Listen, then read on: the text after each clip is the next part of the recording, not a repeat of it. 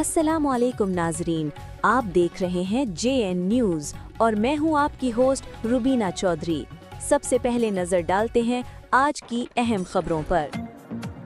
کوئٹہ سے bureau chief JN news Saddam Hussein سے بلوچستان میں نادرہ کے سابقہ بدترین کارکردگی، کرپشن، اقربا پروری اور عوام دشمن پالیسیوں نے اس ادارے کو مکمل طور پر تباہی کے دہانے پر لا کھڑا کر دیا تھا۔ عام شہری شناختی کارڈ جیسے بنیادی حق کے حصول کے لیے ذلیل و خوار ہوتے رہے، جبکہ بااثر افراد کے لیے ہر دروازہ کھلا تھا۔ تاہم جب سے DG نادرہ کوئٹہ نوید جان صاحبزادہ اور انٹیلیجنس ونگ کے میجر ملک کاکڑ نے بلوچستان نادرہ کا چارج سنبھالا ہے، ادارہ میں ایک واضح اور انقلابی تبدیلی دیکھنے میں آ رہی ہے۔